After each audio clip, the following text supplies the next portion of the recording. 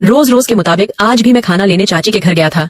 जब मैं घर पहुंचा तो चाची नाइटी पहनकर सोफे पर बैठी हुई थी। मैंने चाची से खाना पैक करने को कहा। वह कहने लगी, खाना थोड़ी देर में लेकर जाना, पहले तुम जरा मेरे पैर दबा दो। मैंने कहा, चाची ये आप क्या कह रही हैं? वह कहने लगी, फिक्र मत करो, यहाँ कोई नहीं है, कोई तुम्हें कुछ नहीं कहेगा। मैं घर पर बिल्कुल अकेली हूँ और बस तू है।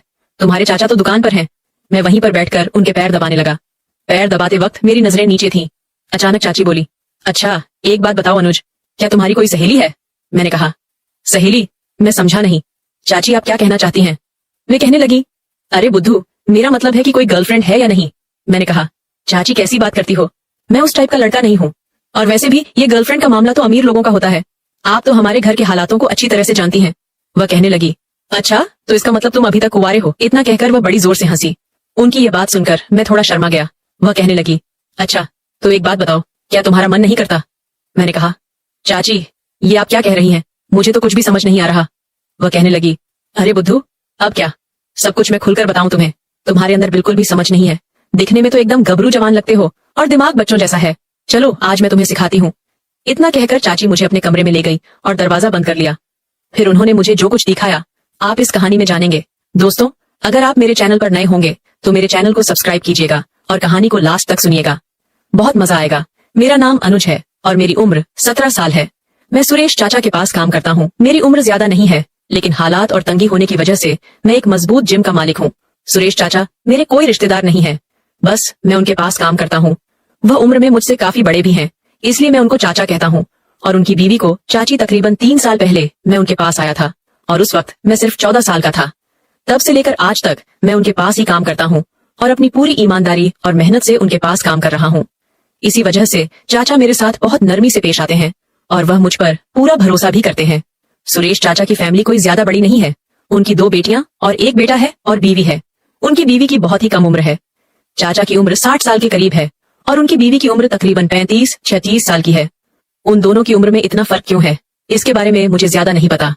उनकी बड़ी बेटी की उम्र 15 साल और छोटी बेटी 12 साल की है और उनका बेटा जो है वह इस वक्त सिर्फ 9 साल का है। उनका कारोबार भी बहुत अच्छा चलता है।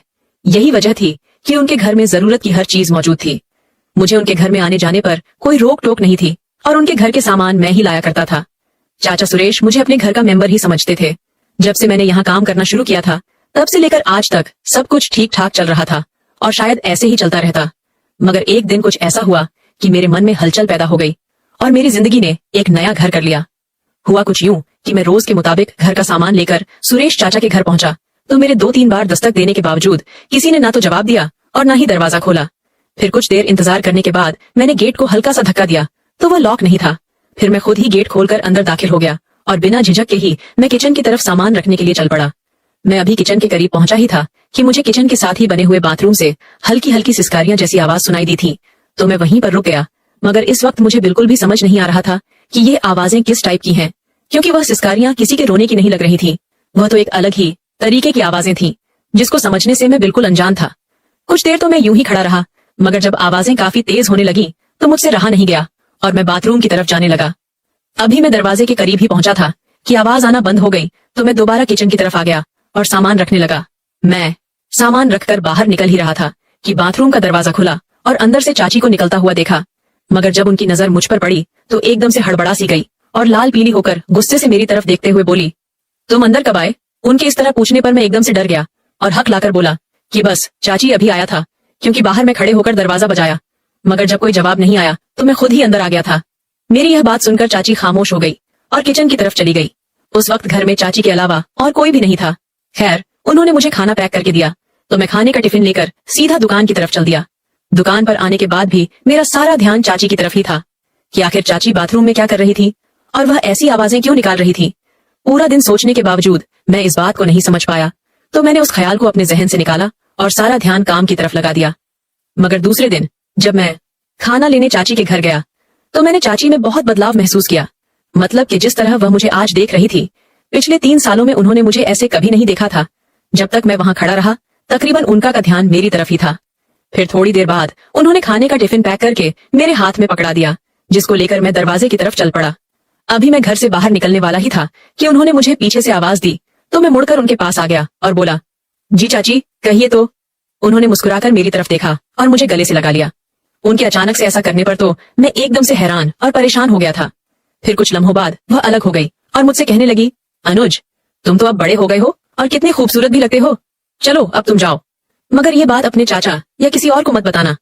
तो मैंने ना में सर हिलाया और उनके घर से निकल गया, मगर पूरे रास्ते में यही सोचता रहा कि आखिर आज चाची को हुआ क्या था।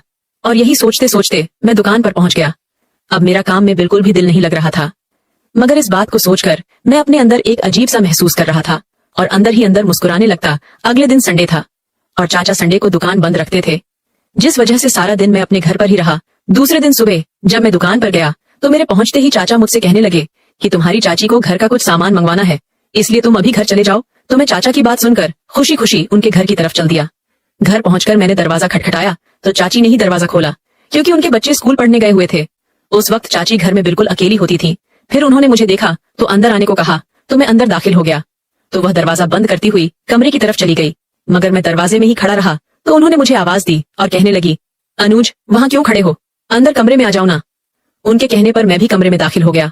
पहले तो वह मेरी तरफ देखकर मुस्कुराई और फिर कहने लगी, तुम बैठो, मैं अभी आई। और यह कहकर वह कमरे से बाहर चली गई। तो मैं सोफे पर बैठकर उनके आने का इंतजार करने लगा। फिर जब वह अंदर आई तो उनके हाथ में चाय के 2 कप थे। फिर एक कप उन्होंने मेरी तरफ बढ़ा दिया। तो मैंने बोला, चाची, इसकी क्या जरूरत थी। तो उन्होंने मुस्कुराकर मेरी तरफ देखा और कहने लगी, पी लो, सुबह का वक्त है और वैसे भी अभी तुमको बहुत मेहनत वाला काम करना है उनकी। ये बात सुनकर मैं सोच में पड़ गया कि आखिर ऐसा कौन सा काम हो सकता है। फिर हम दोनों चाय पीने लगे। तो चाय पीते पीते चाची मुझसे कहने लगी कि उस दिन वाली बात तुमने किसी को बताई तो नहीं। मैं उनकी यह बात समझ गया था कि वह कौन सी बात कर रही है, मगर मैं अनजान बनते हुए उनसे बोला, कौन सी बात चाची। तो वो कहने लगी, अरे इतनी जल्दी भूल गए तुम, तुम्हें याद नहीं है जब तुम परसों खाना लेने आए थे और जाते हुए मैंने तुमको गले से लगाया था। तो मैं बोला, जी चाची याद है, मगर यह बात मैं किसी को भला क्यों बताता, और वैसे भी यह बात तो मुझे याद भी नहीं थी। अभी आपने जिक्र किया है तो याद आई मेरे। ये कहते हुए वो उठी और मेरे बिल्कुल करीब आकर बैठ गई।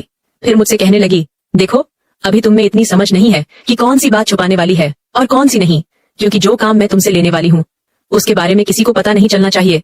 वह मुझे बड़े प्यार से समझा रही थी और मैं उनकी बातें बड़े गौर से सुन रहा था, मगर इस वक्त मेरे अंदर कई सवाल जन्म ले रहे थे कि ऐसा कौन सा काम हो सकता है। खैर, जब यह सब बातें वह मुझसे कह चुकी तो मैंने उनसे कहा कि चाची, आप बिल्कुल बेफिक्र रहो, मैं आपसे वादा करता हूँ कि आप जिस बात को मना करेंगी वह बात मैं किसी को भी नहीं बताऊंगा। मेरी यह बात सुनते ही वह एकदम से मुस्कुराते हुए बोली, शाबाश बेटा, मुझे तुमसे यही उम्मीद थी। और यह कहकर वह खड़ी हो गई। मगर हैरत का पहाड़ तो मुझ पर उस वक्त टूटा जब चाची ने पैरों की मालिश करने को बोला। कहने लगी, आज काम बहुत ज्यादा था इसलिए मैं बहुत थक गई हूँ अनुज, तुम थोड़े पैर दबा दो। मैंने कहा, चाची, ये आप क्या कह रही हैं। वह कहने लगी, फिक्र मत करो, यहाँ कोई नहीं है, कोई तुम्हें कुछ नहीं बोलेगा। मैं घर पर बिल्कुल अकेली हूँ और तुम्हारे चाचा तो दुकान पर हैं। मैं वहीं पर बैठकर पैर दबाने लगा। पैर दबाते वक्त मेरी नजरें नीचे ही थीं। अचानक चाची बोली, अच्छा एक बात बताओ अनुज, क्या तुम्हारी कोई सहेली है।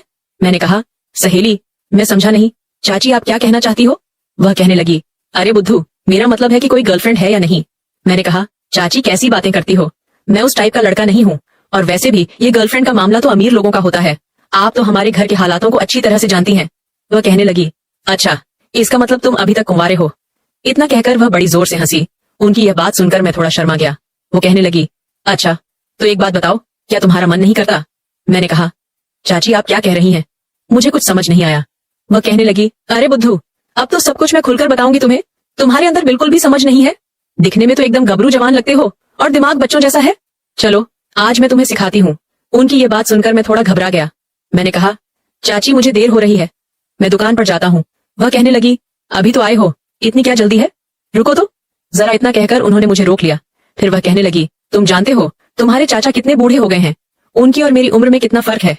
काश मैं गरीब घर में पैदा ना हुई होती तो इस बूढ़े के साथ कभी शादी ना होती। इतना कहकर वह कहने लगी, थोड़े घुटने भी दबा दो ना। मैं थोड़ा हिचकिचाने लगा। वो कहने लगी, शर्माओ मत, तुम दबा दो। उस वक्त उन्होंने मैक्सी पहनी हुई थी और मैक्सी को कुछ ज्यादा ही ऊपर खींच लिया था। इस तरह का नजारा मैंने पहले कभी नहीं देखा था, इसलिए मैं बहुत नर्वस था। वह कभी कभी बातें करते हुए मेरे बालों में हाथ फेर देती, फिर कहने लगी, तुम्हारे चाचा तो मुझे खुश कर ही नहीं पाते, दुकान से आकर ही सो जाते हैं। मैं तो अभी जवान हूँ, भला मैं कहाँ जाऊँ, अब तुम ही बताओ मैं क्या करूँ। मैं उनकी बातें सुन तो रहा था लेकिन कुछ पल्ले नहीं पड़ रहा था। अचानक उन्होंने मेरा हाथ पकड़कर अपने पास बिठा लिया और मुझसे चिपक कर बैठ गई। फिर न जाने कैसी कैसी बातें करने लगी। कुछ बातें मेरी समझ में आती और कुछ नहीं। उनकी इस तरह की बातों से मैं अंदर से बहुत ज्यादा बेचैन होने लगा। मैं खुद पर काबू नहीं कर पा रहा था। आखिर मैं करूं तो क्या करूं। धीरे धीरे वह अपने मकसद में कामयाब हो गई और मैं कुछ न कर सका। मैं पसीने से शराब हो चुका था, लेकिन चाची बहुत खुश थी। कहने लगी, काफी टाइम बाद आज मेरे दिल को सुकून पहुंचा है। अनुज, तुम्हें भी अच्छा लगा ना। मैंने उनकी बात का कोई जवाब नहीं दिया और नजरें झुकाकर इसी तरह बैठा रहा। और फिर इस तरह उन्होंने मुझसे वह मेहनत वाला काम करवा ही लिया जिसकी थकान मुझे 2 दिन तक महसूस होती रही। लेकिन उसके बाद मैं अपने अंदर बहुत बड़ी बदलाव महसूस करने लगा था। मुझे ऐसा लग रहा था कि अब मैं बड़ा हो चुका हूँ। अगले दिन जब मैं खाना लेने चाची के घर आया तो आज भी चाची इसी काम के लिए तैयार बैठी थी और फिर वक्त गुजरने का पता ही नहीं चला। मगर अब मुझे बहुत डर लग रहा था कि चाचा को क्या कहूंगा कि इतनी देर कहाँ लगा दी, क्योंकि वह बड़ी बेसब्र से खाने का इंतजार कर रहे होंगे। फिर इस बात का जिक्र मैंने चाची से किया कि चाचा इतनी देर लगाने की वजह पूछेंगे तो मैं उनको क्या जवाब दूंगा। मेरी यह बात सुनकर वह कहने लगी, तुम इस बात से बिल्कुल भी परेशान मत हो। चाची काफी समझदार थी, तो उन्होंने फौरन एक कहानी तैयार कर ली कि अगर तुम्हारे चाचा पूछे तो उनसे कह देना कि चाची की तबीयत ठीक नहीं थी और उन्होंने दवाई लेने मुझे स्टोर भेजा था और खाना भी तैयार नहीं था। जिस वजह से देर हो गई, चाची की बात सुनकर मैं बहुत खुश हुआ क्योंकि उनकी ये बात सही थी। तो मैं फौरन से खाना लेकर सीधा दुकान पर पहुंच गया। दुकान पर ग्राहकों का इतना ज्यादा भीड़ नहीं था। सुरेश चाचा मुझे गौर से देख रहे थे। फिर उनके पूछने पर मैंने एक कहानी सुना दी जो चाची ने अपने दिमाग से बनाई थी। चाचा ने मार मार कर मेरा मुंह लाल कर दिया था और कहने लगे, नमक हराम, मैंने तुझे अपनी औलाद की तरह समझा था और तू जिस थाली में खा रहा था उसी में छेद कर रहा था। निकल जा मेरे घर से। चाचा ने चाची को भी बहुत मारा। इस हादसे की वजह से हम सबकी जिंदगियां बदल गई थी। मैं बेरोजगार हो गया और चाचा ने चाची को तलाक दे दिया, जिसका असर उन मासूम बच्चों पर पड़ा जो अभी बहुत छोटे थे। अब आप बताएं दोस्तों, इसमें सबसे ज्यादा गलती किसकी थी, अनुज की या फिर चाची की? और इस हादसे की वजह से सबसे ज्यादा नुकसान किसका हुआ? अपनी राय कमेंट में जरूर दें। वीडियो अच्छी लगे तो लाइक करें, शेयर करें, सब्सक्राइब करें। धन्यवाद।